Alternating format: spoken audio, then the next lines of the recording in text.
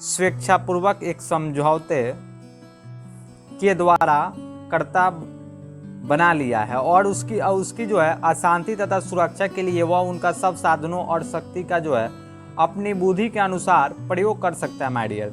देखिए उसी इस परिभाषा के अनुसार जो है सार्वभौमिकता की मौलिक तत्व इस बात में पाया जाता है कि किसी व्यक्ति या व्यक्ति के समूह का निर्णय करने का समाज जो है की ओर पूर्ण रूपेणा अधिकार हो कि वह समाज के हित के लिए कौन सा कार्य करे माय डियर। देखिए अतः संप्रभु को वे सब अधिकार प्राप्त है जो समझौते के द्वारा समस्त व्यक्तियों के उसने प्रदान किए थे माय डियर स्टूडेंट। इसलिए यह स्पष्ट है कि संप्रभुता जनता के लिए कानून का निर्माण करने वाली शक्ति है, तभी जनता ने अपनी सुरक्षा करने की शक्ति जो है राजा को प्रदान कर दी है मेरे प्यारे छात्रों।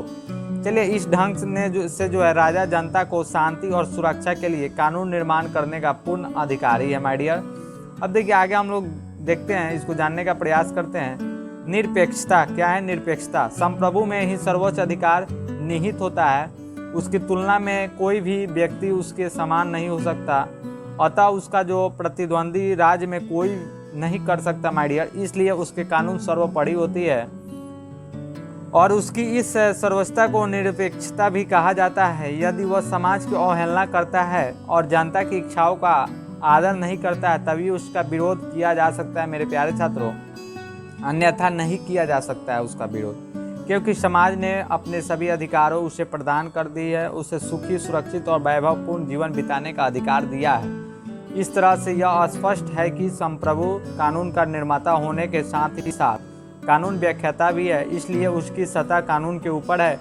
फिर वह समझौता सिद्धांत के कारण किसी भी संवैधानिक नियंत्रण में नहीं है मेरे प्यारे छात्रों, अतः संप्रभु सभी तरह के नियंत्रण से परे है। ओके माय डियर, चलिए देखते हैं तीसरा पॉइंट हमारा, राज के सामने जनता का कोई अधिकार नहीं। देखिए टॉमस हॉब्स का विचार था कि राजा निरंकुश है, क्योंकि उसे समझौता की शर्तें मुक्त रखा गया, इसलिए राज में उसका स्थान जो है सर्वोपरि है, उसकी स्थिति जो है सर्वोच्च है। जनता को राजा के विरुद्ध कोई भी अधिकार प्राप्त नहीं है मेरे प्यारे छात्रों। यहाँ तक कि राजा जनता पर अत्याचार भी करता है तब भी जनता उसका विरोध नहीं कर सकती है। इतना ही नहीं, जनता ने जो समझौते के अनुसार अपने जो विचार अधिकार राज को दिए थे उन्हें भी वापस लौटा देने का अधिकार नहीं रखता है मेरे प्यारे छात्रों। इस तरह यह स्पष्ट है कि संप्रभु ही सर्वोपरि है मेरे प्यारे छात्रों।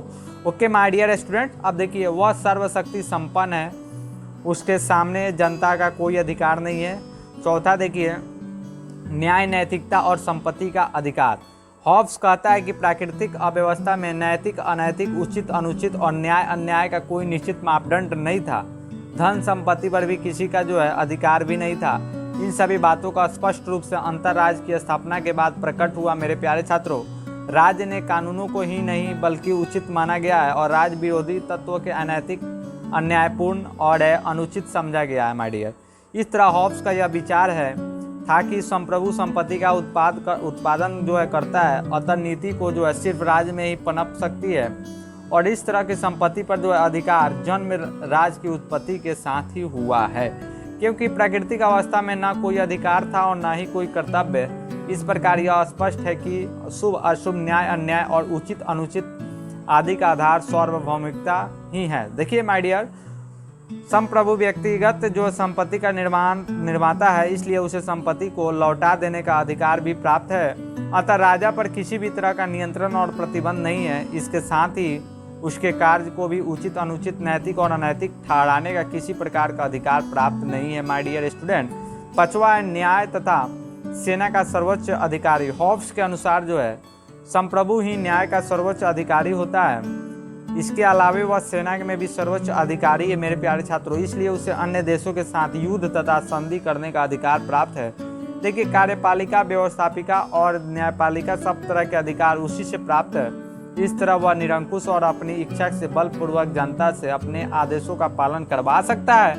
इस ढंग से स्पष्ट है कि हॉब्स शक्ति प्रतिकरण के सिद्धांत में जरा भी विश्वास नहीं रखता है माय डियर स्टूडेंट। अब देखिए छठा जो है आपके स्क्रीन पे अभेद्यता और अध्येयता। सार्वभौमिकता के संबंध में जो है हॉब्स का यह कथन है कि संप्रभुता और विभाजित नहीं किया जा सकता और न ही जो है किसी को दिया ही जा सकता है। यदि संप्रभु कोई ऐसा कार्य करता है तो उसकी सार्वभौमिकता का अंत हो जाता है माय डियर। इस तरह जो है हॉब्स का यह विचार है कि गृह युद्ध का यह अर्थ नहीं होता कि वह संप्रभुता पर नियंत्रण लगा दे या उनमें जो है किसी भी तरह का साझेदारी उत्पन्न कर दे।